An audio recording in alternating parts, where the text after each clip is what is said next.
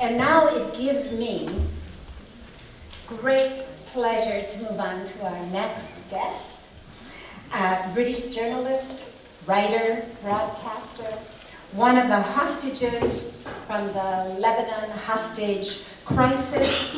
I remember, the BBC News, the interviews with Jill Morrell, and her determination never to give up on that campaign until you were released. As I was preparing for this interview, there's a song that kept coming into my mind by the Ink Spots. Into this life, some rain must fall, but too much has fallen in mine. And I thought about people, dare I say, like us, growing up in the West, middle class, living in freedom and comfort, knowing that in this life, there are good times and bad. You have to take the rough with the smooth, and that, well, at some point, some rain will fall. But then I thought about Ija. There in Lebanon, a journalist, on the way to the airport, having finished his assignment, for you return to England, and suddenly, in a flash, you, John McCarthy, are captured. That's not just a little rain. That is a tsunami, a bloody tsunami, sweeping you away to a place of your worst nightmares. And you survived. You survived 5 years held hostage, including a time of solitary confinement. And then some years later, you returned to the Middle East. You choose to go to Israel, Palestine. You choose to write a book. You can't hide the sun, a journey through Israel and Palestine. That begs the question, why? Why did you go there? Why did you want to write such a book? Well, I will answer the question. I just wanted to say thank you to Linda and to everyone at ICAHD for inviting me here today. It's wonderful to be here, to have heard the work that ICAHD UK has done in the past 10 years, which is a brilliant achievement to have managed a decade. That's fantastic. And also humbling to listen to Jeff and Ilan speaking today. I have to admit very honestly now in front of Ilan, as I have done in front of his friends and colleagues, Avi Schleim and Eugene Rogan, who are both based in Oxford, that I use their material a lot. Trying to understand the situation and also using it within my own text. I hope I haven't plagiarized anything, Ilan, but if I have, you can come and hit me later. So it's a great honor to be here. And I think it's a good question. Why did I want to go back to the Middle East? I think after that experience, many people would have expected me never to go back to that part of the world. It was an extreme and very difficult time for me, obviously within captivity, and then the family and friends back home. Jill, particularly, as you say, campaigning all those years for me and the other guys. I think I wanted to go back because whilst I was free in Lebanon before being kidnapped, I did have a little chance as a very naive and inexperienced journalist to travel around a little bit within Lebanon. And one of the most extraordinary experiences was going to the Ain al-Helwi refugee camp in the south of the country. And just driving around, very much the voyeur, looking at this extraordinary place, these tiny cramped streets, and thinking, how can people live here? How desolate it is, and just feeling relieved that I could go away and think, as I was thinking on that drive to the airport, getting back to my safe middle-class home in Middle England. And then I obviously didn't do that, and I found myself in a place where all I was thinking about was home, wanting to be home, and very conscious, suddenly thinking, that's what those people in Ain al-Helwi have done, whether it's the children or their parents or their grandparents even, who've been there for over 40 years now. Refugees from their homes in Palestine. And I think it was an experience that allowed me to understand quite a lot more about the plight of refugees anywhere. People denied their home anywhere, but especially that situation of the Palestinians. I could suddenly empathise in a profound way, rather than pure sympathy for what looked like a dire existence. Coming home, initially I didn't want to return, particularly not to Lebanon, but I became very interested in the idea of the deep, very deep background to the Israel-Palestine question, through having read the Bible.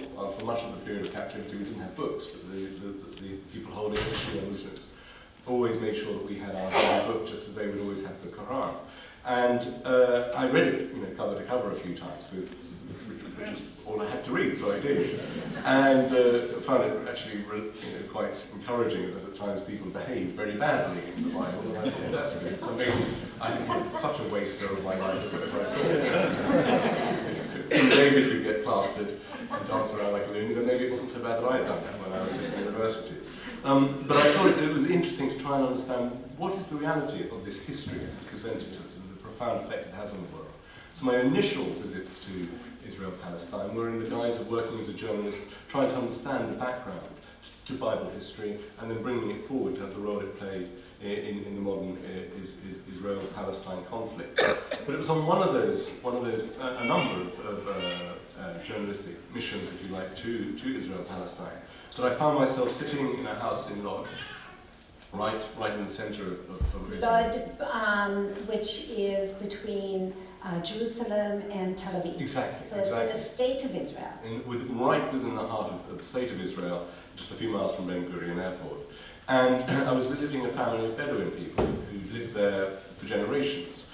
But it was extraordinary visiting their home because the neighbourhood around it, which was inhabited by other Bedouin too, it looked like a war zone.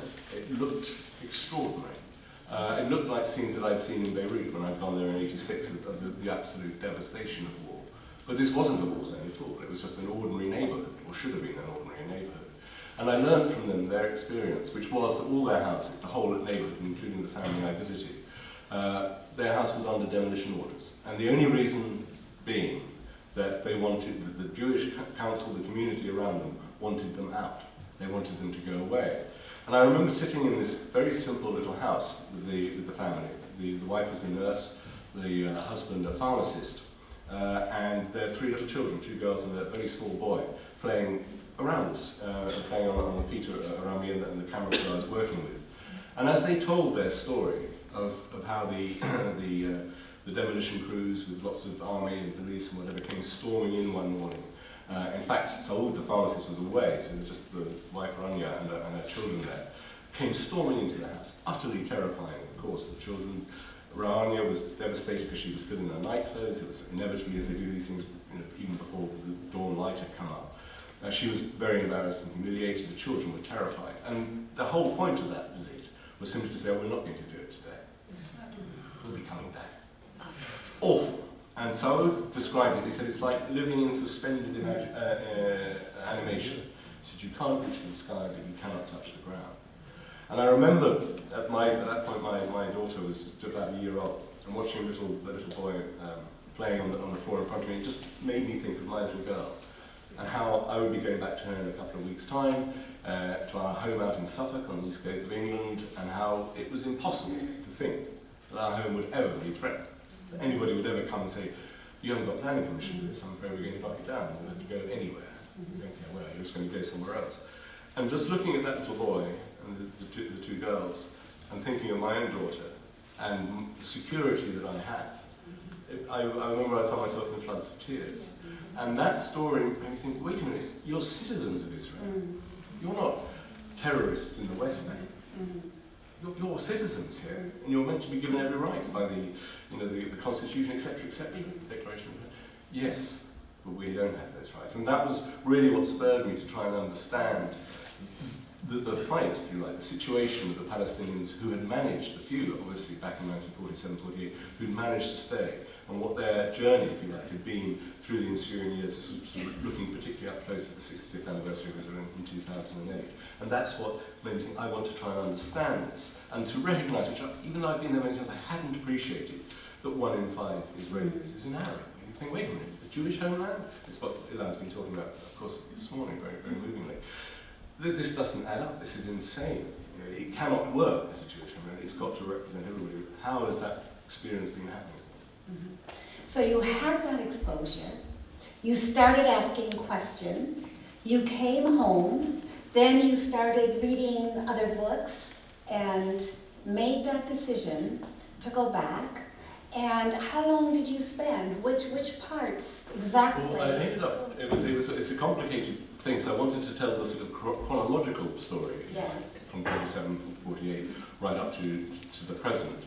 But I also wanted to explore the various communities and areas within Israel, and although Palestinians quite rightly would say you mustn't include East Jerusalem as Israel, so we're not Palestinian Israelis here, I said no, but I want to go there and explore that because Israel has clearly annexed that area and claims it is as part of Israel, but also because in a way, my feeling was that would most clearly demonstrate that the idea of the Nakba, the ethnic cleansing, was still very much a live issue, and I wanted that to be included in the book, so hopefully those who read it would understand that. So I eventually ended up travelling around on various visits, the whole country, and working with a Palestinian woman who I worked with on a number of projects, who was a fantastic journalist in her own right, and she helped me identify people and places and where to go, and was a fantastic source of information, so that I could touch base with all. What I wanted to do, I said, I don't really want to meet politicians. I wanted to talk to ordinary people about their lives. Many of them were activists, but I want to understand their stories, and that was what kept me going back.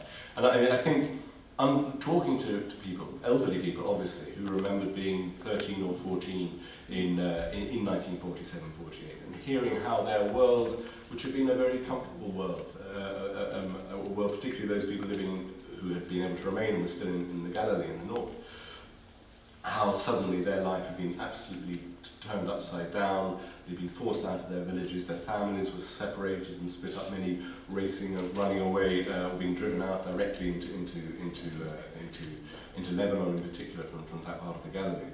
And I remember talking to one woman called Wafia, who was I think in her 80s, and there was extraordinary stillness about her. I met her and interviewed her with this friend Suha in her house in Tarshiha in Galilee.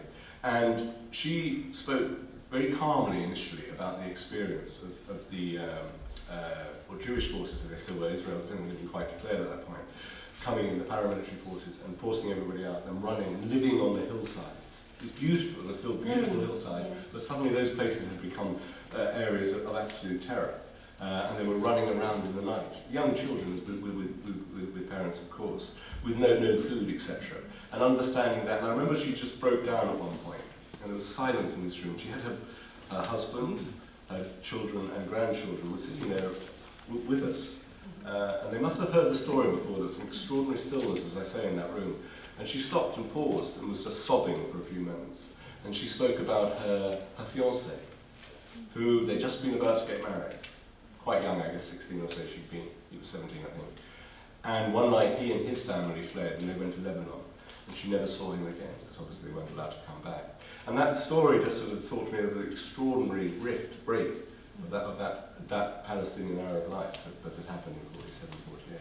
So then going on and visiting other parts of Israel and taking, if you like, the chronology forward was the idea of trying to bring it up to date and find out what that experience continued to be. Yeah. So you were in the Galilee, you went down to the Negev as well, yeah. And learned about... Well, I'd never heard, to my shame, I'd never heard of the unrecognised villages. It just seems like a nonsensical phrase. But Suha said, you must go and see them. I said, well, all right, what is it? And that, I think, again, was a devastating experience, to go and visit a family, or various families. But I remember particularly going to a little village a few miles south of Beersheba, and a man called Khalil Alamur, who was the leader of the community.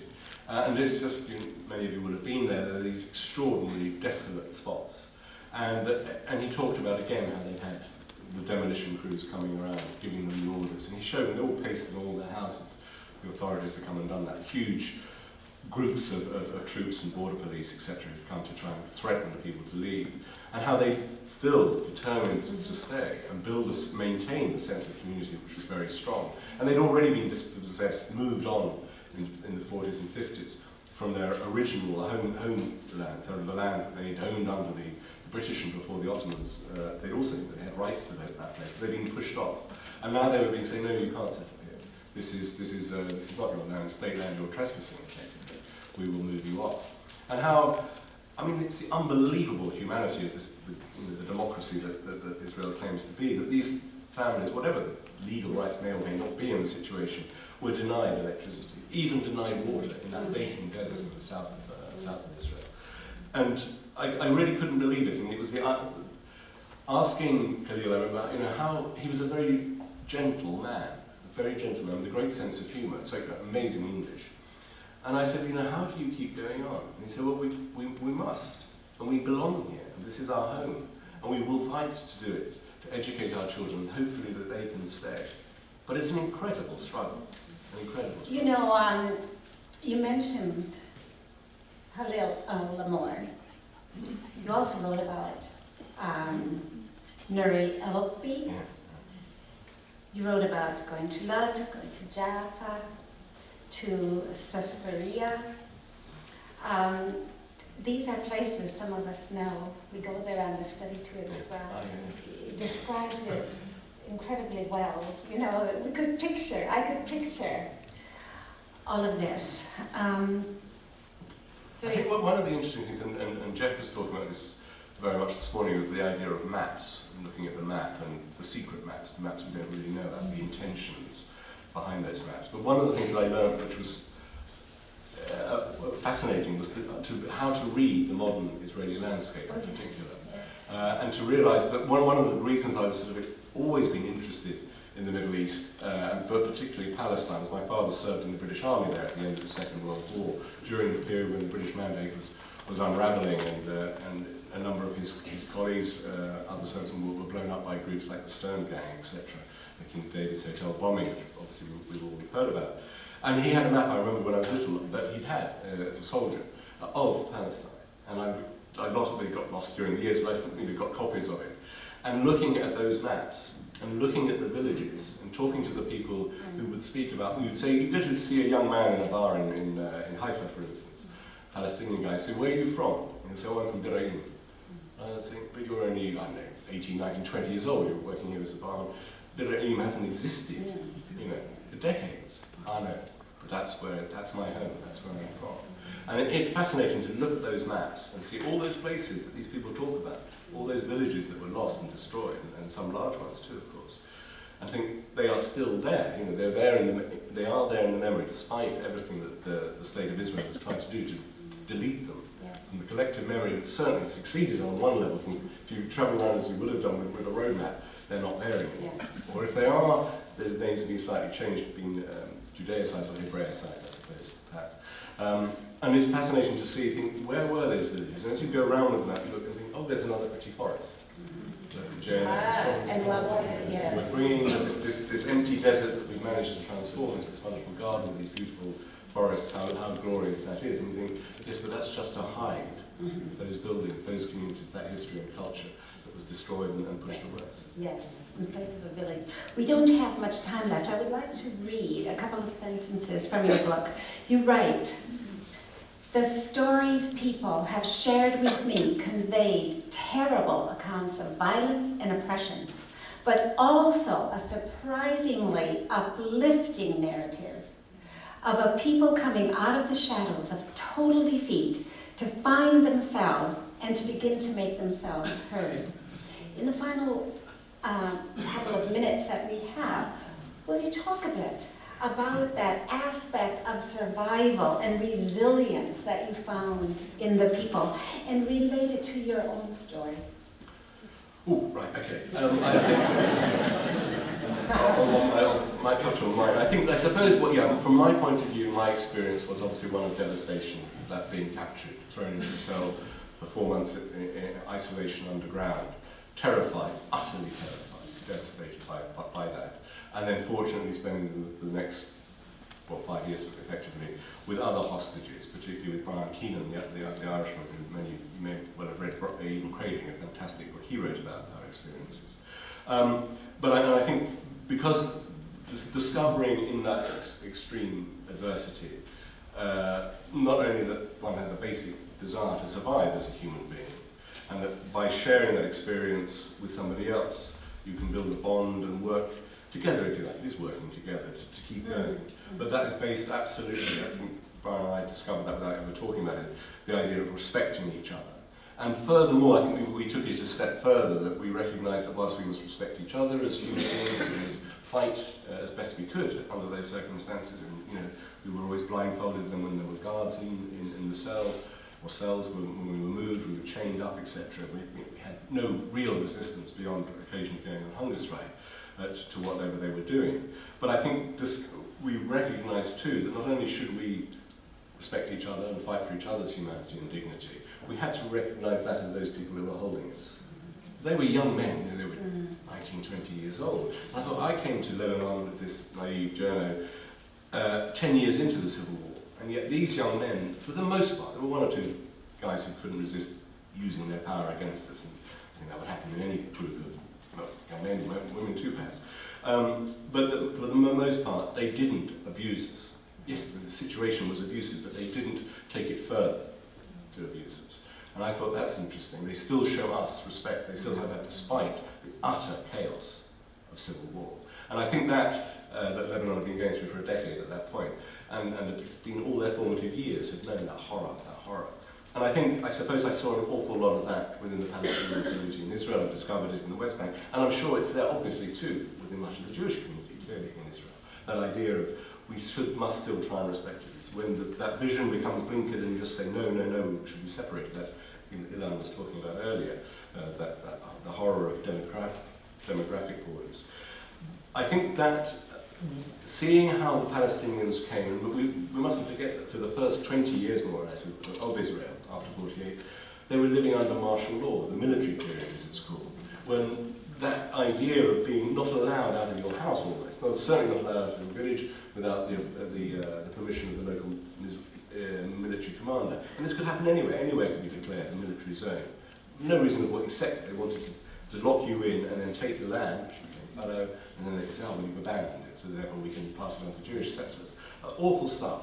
And that had closed many, many minds down in Palestine. They just thought we must keep ourselves locked in, we've got to behave, we simply daren't speak out. Suha, this woman who I mentioned earlier, a very intelligent woman, she's a film writer, a journalist, and when I was saying to her on one of those initial meetings talking about the book, I said, I feel an idiot. I didn't know there were so many Palestinians here in Israel. It's terribly wrong. She said, well, if you think you're an idiot, how do you think it was for me? She's 10 years younger than me, so probably about 47 now. She said, I didn't know until I was 12 years old, I never heard the word Palestine. I didn't know I was Palestinian, because we didn't talk about it. She grew up in the Galilee, and we never mentioned it. She said, I was reading a book in the library where the nuns ran the school, and it said Palestine. She said, where's this? What's this thing? What's it? And they said, this is it. You're in it. You're a Palestinian. Extraordinary revelation. That, coming from that, obviously braver souls perhaps, or politically active souls within the Palestinian community in Israel, who always worked, supported a lot, particularly in the early years by the Israeli Communist Party, to keep the idea alive, we should have equal rights. But that cultural thing was very hard to maintain, but gradually that movement has built up and built up. So now they have representatives in the Knesset, or whatever good, to be honest, that does them. But there is a real strong body, and many groups now, many of them Jewish and Arab groups within Israel, working to remember, to think about those forests and the hillsides. They actually, underneath that is such and such a village, such and such a village. I think that has grown, and I think one of the important things is, forgive me, it was either Jeff or Ilan was referring to the fact that in '67 they decided that it wasn't a good idea to expel all the Arabs from the West Bank and the Palestinians from the West Bank because there was television now. Clearly, that's very, very important. And I remember standing on a hillside with another Bedouin in the Nakab saying, what's the most important thing? You are now working together. You were formerly a very frightened little population down here. You still face enormous threats and violence from the state. And yet you were working, campaigning. He was trying to set up a group between other villages and himself about schooling, which is dire for the Bedouin children down there. I said, where have you found this strength? How is it possible? And he just held up his little mobile phone. Technology, now we can do it. So now, and also the outside world is learning more and more about us with internet, etc., etc. Yes. Well, and you certainly have played your part as well in helping to tell the story of the Palestinian Israelis, those in the Galilee, those in the Negev. It's a very, very relevant issue. And we've got Nakba commemorations coming up in May, so we'll be doing our part here then. I'm sorry that I don't have more time with this, but in a minute I'll invite you to place questions to John. I would like to, on behalf of us at ICAHD UK, thank you for going back to the Middle East, to Israel, Palestine, for writing this book, for delving deep, for mixing with these people who are oppressed, forgotten, misunderstood, getting that story out there, for exposing yourself again to additional pain, for going in, one chapter is the saddest room. It's hard to explain, but as a journalist, and with your skill, it was wonderful and very appreciative of that. So thank you for writing the book. Thank you for being with us today, and we'll